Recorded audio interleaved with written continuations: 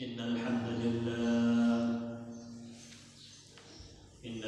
لله نحمده ونستعينه ونستغفره ونؤمن به ونتوكل عليه ونعوذ بالله تعالى من شرور أنفسنا ومن سيئات أعمالنا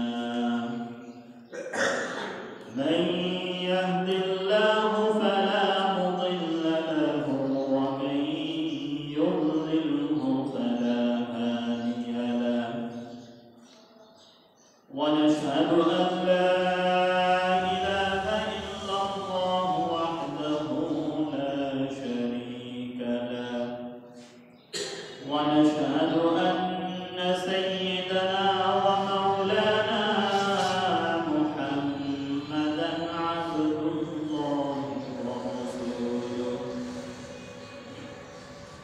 الذي أرسله بالحق بشيرا ونذيرا وداعيا إلى الله بإذنه وسراجا منيرا أما بعد فقد قال الله تبارك وتعالى في كلامه المجيد وفي فرقانه الحميد أعوذ بالله من الشيطان الرجيم بسم الله الرحمن الرحيم يا أيها الذين آمنوا إنما الخمر والميسر والأنصاب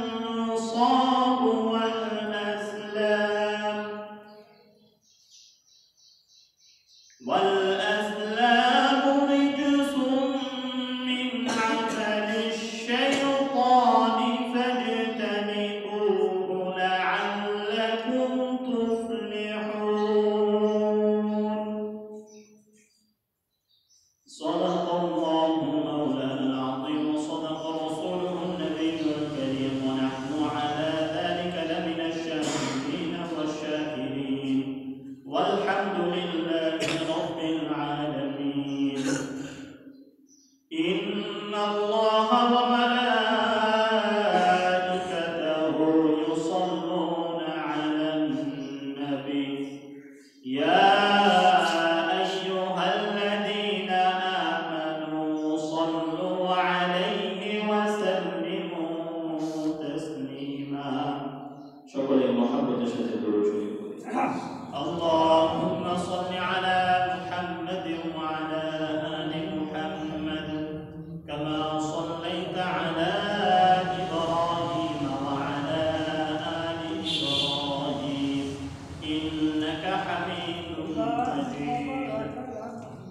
اللهم بارك على محمد وعلى آل محمد كما باركت على إبراهيم وعلى آل إبراهيم إنك حميد مجيد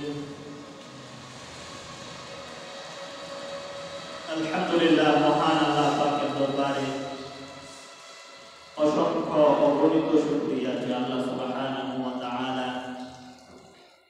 আমাদেরকে আজকে পবিত্র জুমার দিনে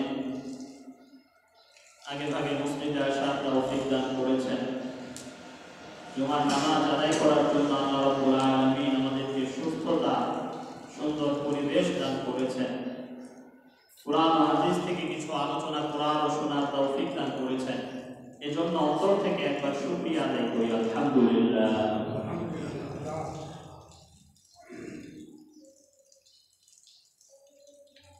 আল্লাহ সুবহানাহু ওয়া তাআলা দুনিয়ার সমস্ত আসবাবপত্রের একটা নিজাম তৈরি করেছেন। দুনিয়ার সমস্ত জিনিসের একটা নিয়ম নীতি তিনি তৈরি করেছেন।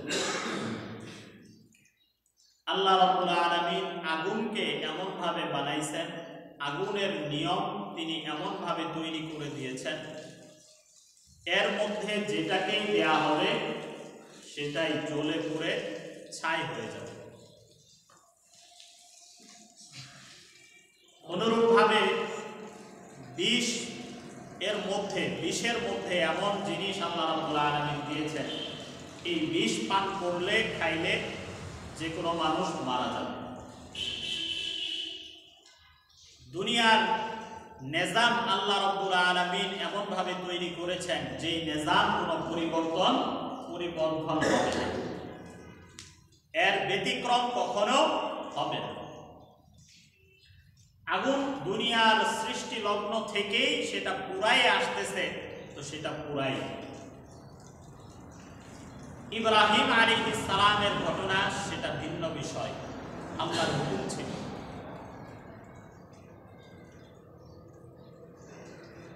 ঠিক তেমনি ভাবে আল্লাহ রাব্বুল আলামিন মানুষকে যে শরীয়ত দান করেছেন, যে বিধিবিধান দান করেছেন, মানুষ যদি এই বিধিবিধানগুলো না মানে, তাহলে নিয়ম হচ্ছে সেই মানুষের উপরে অথবা সেই জাতির উপরে আল্লাহর আযাব, আল্লাহর গজব নেমে আসবে। এটা আল্লাহ রাব্বুল আলামিনের বানানো নিজাম। আগুন যেমন পুরায়, এটার কোনো ব্যতিক্রম হয় না, ঠিক তেমনি ভাবে আল্লাহর বিধিবিধানগুলো যদি কেউ না মানে, তাহলে স্বয়ংক্রিয়ভাবে অটোমেটিক্যালি মানুষের উপরে আল্লাহর আযাব গজব নেমে আসবে। কখনো এমন হবে না কোন একটা মানুষ অথবা কোন একটা জাতি, কোন একটা সমাজ আল্লাহর হুকুমের অবাধ্য হয়েছে, অথচ আল্লাহ রাব্বুল আলামিনের আযাব গজব সেই জাতির উপরে আসে না। এটা কোনোদিনই হবে না।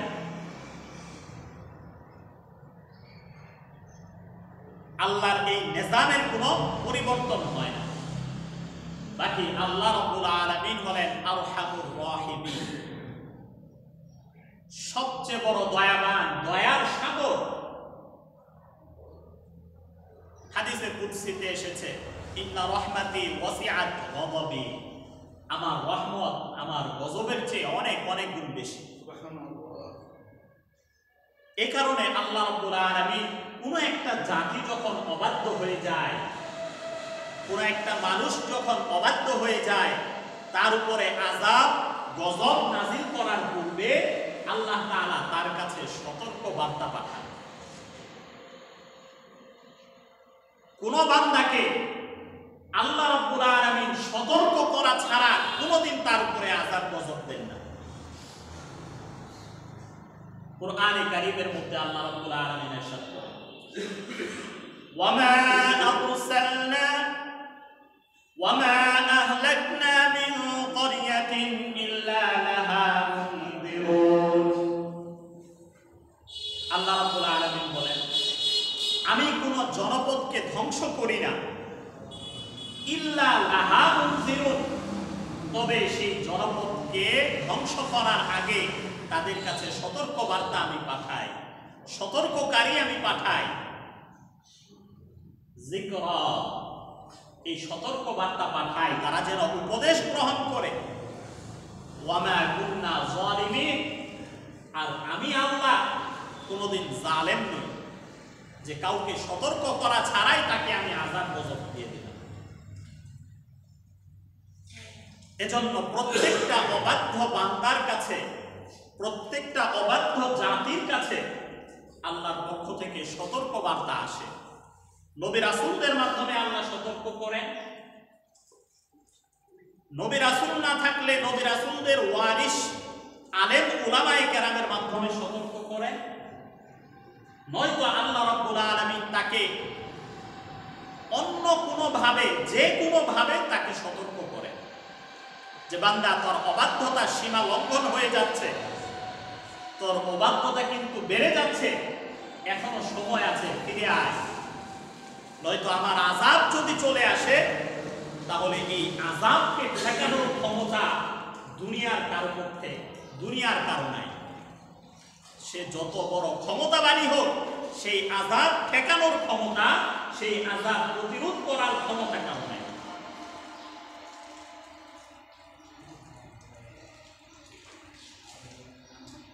তো আল্লাহ রাব্বুল আলামিন যখন সমাজের মধ্যে অন্যায় অনাচার সমাজের মধ্যে বেড়ে যায়, পাপ কাজ গুনার কাজ বেড়ে যায়, আল্লাহ সতর্ক করে দেন। এরপরেও যদি সতর্ক না হয় তাহলে সেই বান্দার উপরে অথবা সেই গোটা সমাজের উপরে ব্যাপকভাবে আঘাত করবে।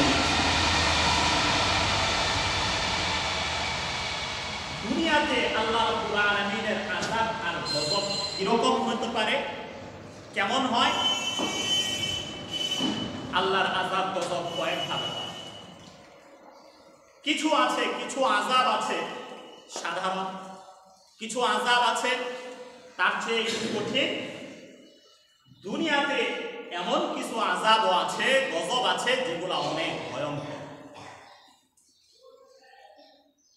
কোন কোন বান্দাকে বা সমাজকে আল্লাহ রাব্বুল আলামিন আযাবে নিপতিত করেন, তাকে রোগ বালাই দিয়ে, বিপদ আপদ দিয়ে, বালা মুসিবত দিয়ে, কোনো অ্যাক্সিডেন্ট দিয়ে, অনাকাঙ্ক্ষিত কোনো বিপদ আপদের মাধ্যমে কোনো বান্দাকে আযাব গজব দেন। আবার কোনো জাতিকে, কোনো সমাজকে আল্লাহ তাআলা আযাব দেন হচ্ছে তাদের উপরে জালেম শাসক চাপায় দেওয়ার মাধ্যমে। কোন একটা জাতির উপরে আল্লাহ তাআলা যখন জালেম শাসক চাপায় দেন, তার মানে হচ্ছে এটা আল্লাহর পক্ষ থেকে একটা আযাব গজব।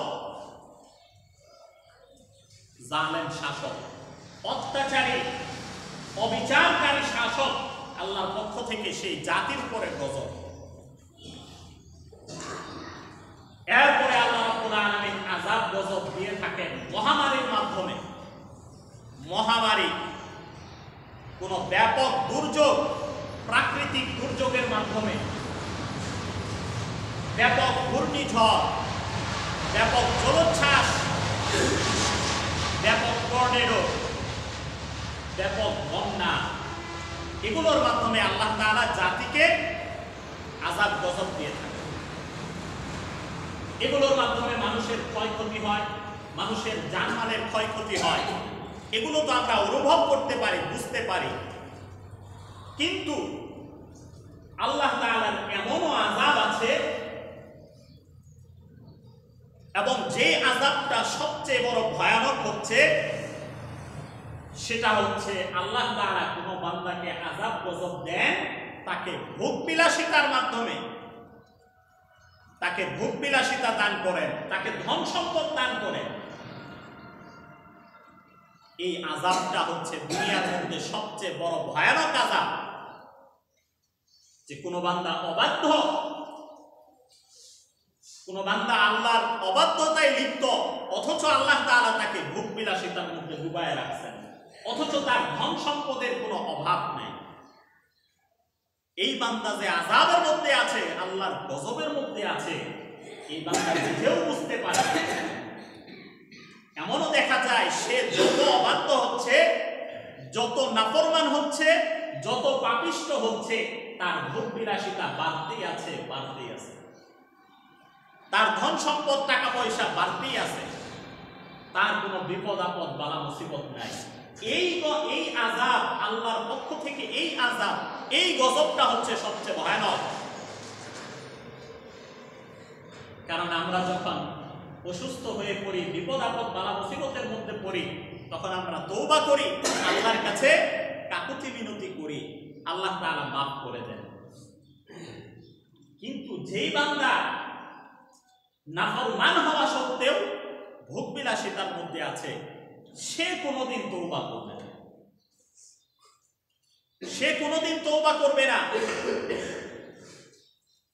তার নাফরমানি এমন পর্যায়ে চলে গেছে যে তার জন্য ভয়ানক শাস্তি, তার সামনে অপেক্ষা করতেছে। এজন্য নাফরমান গুনাহগার অবাধ্য বান্দাদের ধন সম্পদ ভোগ বিলাসিতা দেখে মুমিন বান্দাদের আফসোস করার কোনো কারণ নেই। অবাধ্য হওয়ার পরেও আল্লাহ তাআলা যেটা দেন সেটা হচ্ছে আযাব আর গজব। আর মুমিন বান্দা আল্লাহর অনুগত বান্দাদেরকে যদি আল্লাহ তাআলা কিছু দেন সেটা হচ্ছে আল্লাহর পক্ষ থেকে রহমত, সেটা আল্লাহর পক্ষ থেকে বরকত এবং রহমত। তো একটা সমাজের মধ্যে এই ধন সম্পদের মাধ্যমে আল্লাহ তাআলা বান্দাদেরকে যে পরীক্ষা করে, এই ধন সম্পদের মধ্যে আল্লাহ তাআলা এমন অনেক হালাল হারাম দিয়ে রেখেছেন যেটার মাধ্যমে আল্লাহ তাআলা বান্দাদেরকে পরীক্ষা করে।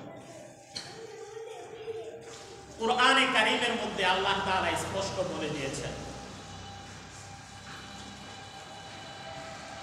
যে আল্লাহ রাব্বুল আলামিন ব্যবসাকে হালাল করেছেন আর সুদকে করেছেন হারাম। আহাল্লাল্লাহুল বাইআ ওয়া হাররামার রিবা।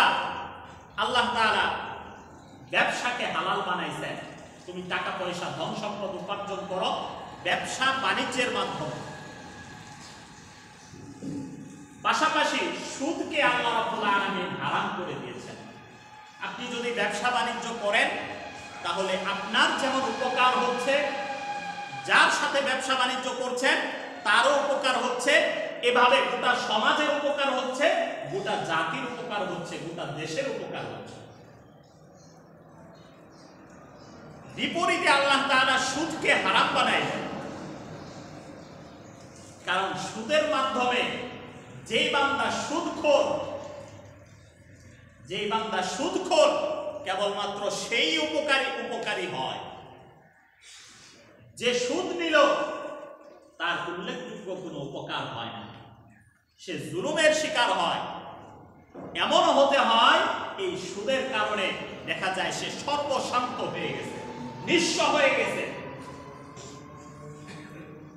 তা এই সুদের মাধ্যমে অপর ব্যক্তি উপকৃত হইল না, সমাজের কোনো উপকার হয় না, দেশের কোনো উপকার হয় না। এই জন্য সুদ হারাম।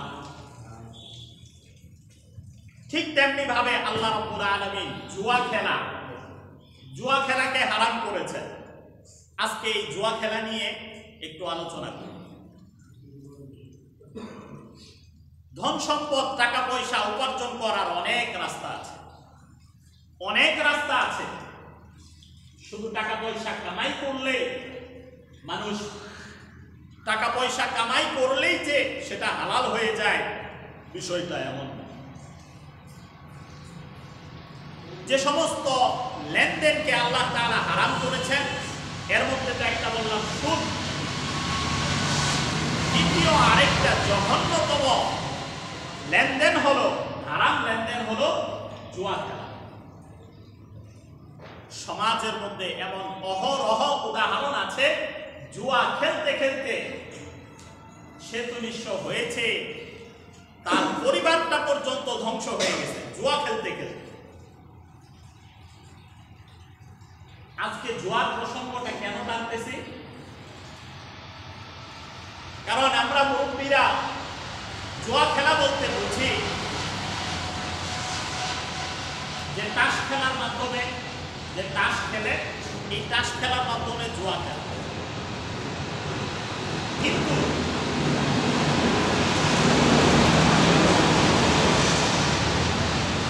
বর্তমান সমাজে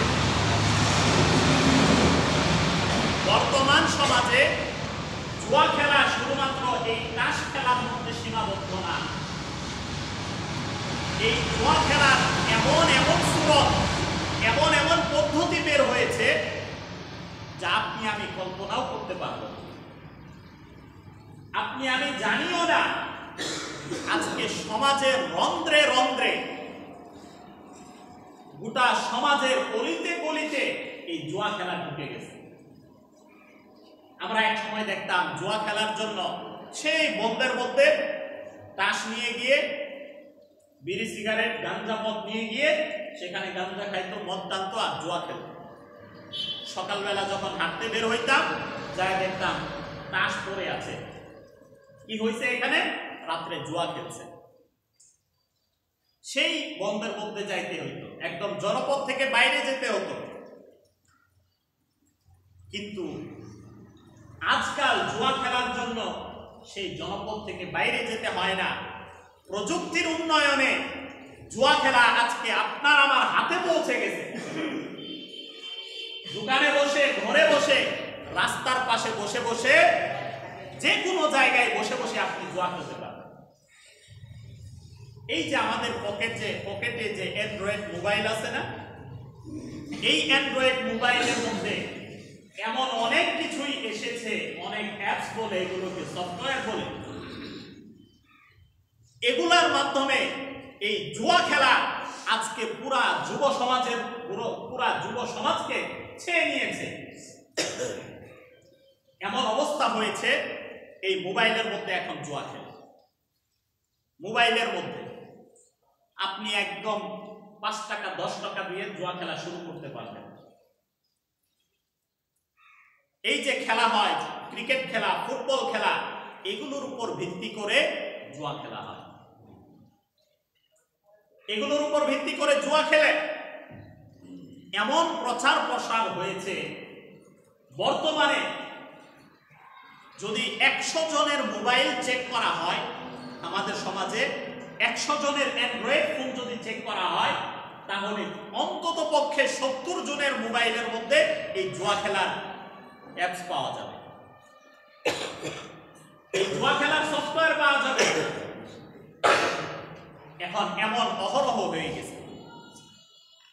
এই কিছুদিন আগে আমরা আসুন্না ফাউন্ডেশনে একটা অনুদান দিয়েছিলাম। আসুন্না ফাউন্ডেশনের যিনি প্রধান শেখ আহমদুল্লাহ, তার কাছে একটা ছেলে একটা মেসেজ পাঠাইছে, নাম প্রকাশ না করে একটা মেসেজ পাঠিয়েছে একটা যুবক ছেলে।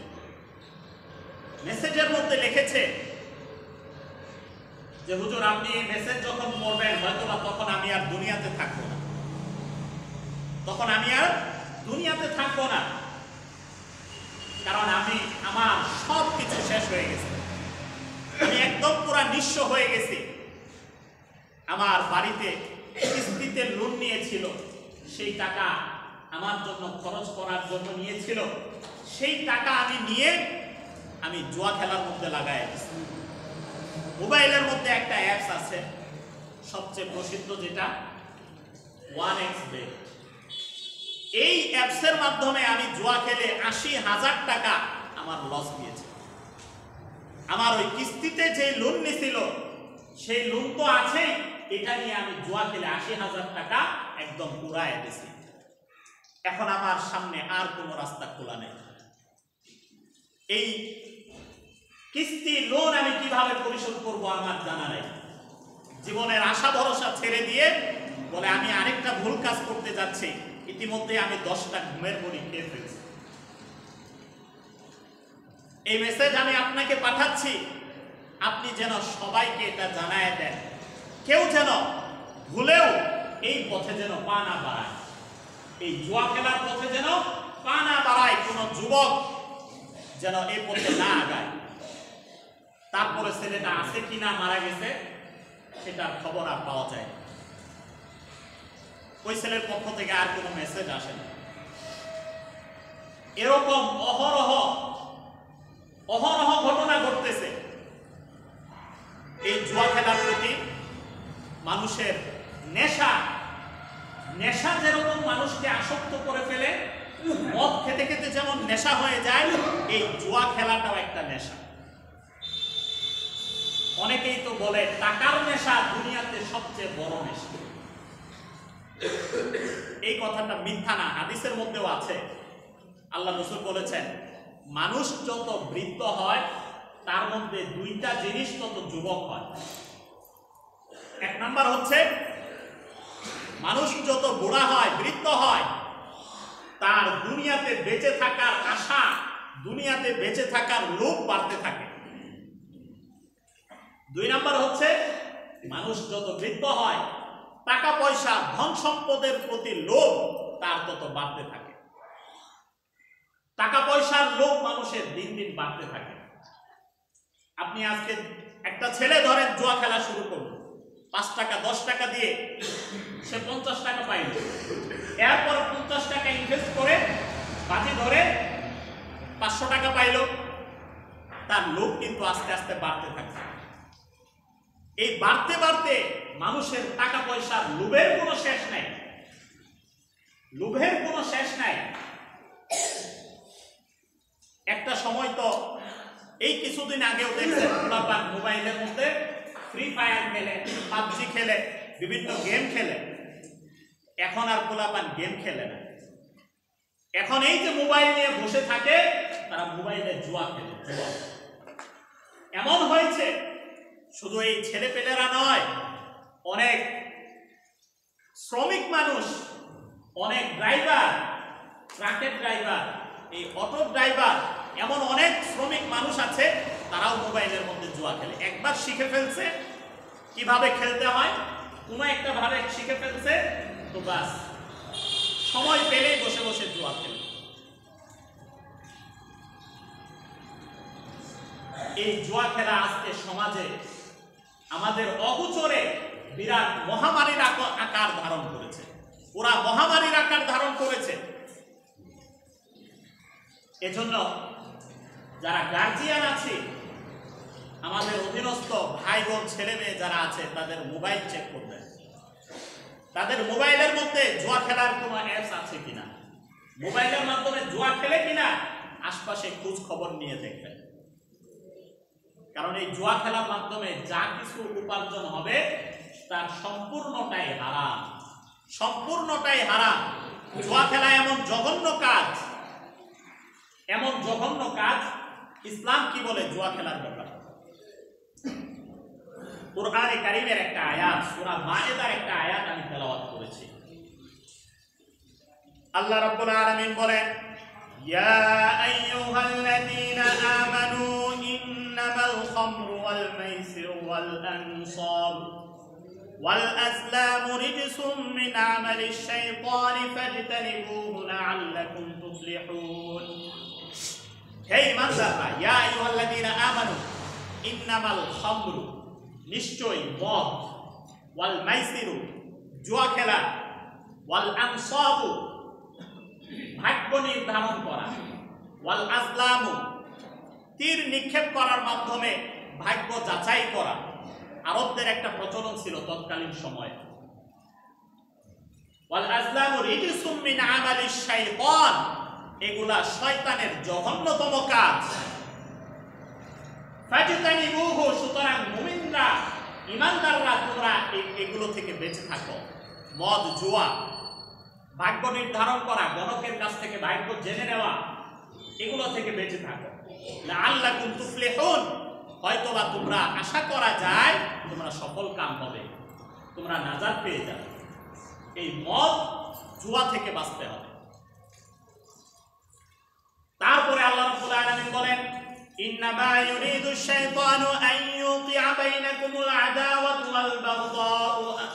ওয়াল বাগদাউ ফিল খামরি ওয়াল মাইসির। ইন্নামা ইউরিদু শাইতান, নিশ্চয় শয়তান চায়, আন ইউকিআ বাইনাকুমুল আদাওয়াতা ওয়াল বাগদাউ, যে তোমাদের মধ্যে বিদ্বেষ, শত্রুতা, একজন আরেকজনের সাথে বিদ্বেষ ছড়ায় দিবে, একজন আরেকজনের মধ্যে শত্রুতা তৈরি করে দিবে। শয়তান এটা চায়। ফিল খামরি ওয়াল মাইসিরি, জুয়ার মাধ্যমে, মদের মাধ্যমে। আপনি যদি কেউ যদি সামনাসামনি একজনের সাথে জুয়া খেলে একজন তার সব টাকা সে জিতে নিয়ে গেল, তাহলে যেই বান্দা হারলো, যে জিতে গেল, তার প্রতি সে আগের মতো বন্ধুত্বপূর্ণ সম্পর্ক আর থাকবে না। স্বাভাবিকভাবে তার সাথে একটা বিদ্বেষ, একটা শত্রুতা সম্পর্ক হয়ে যাবে।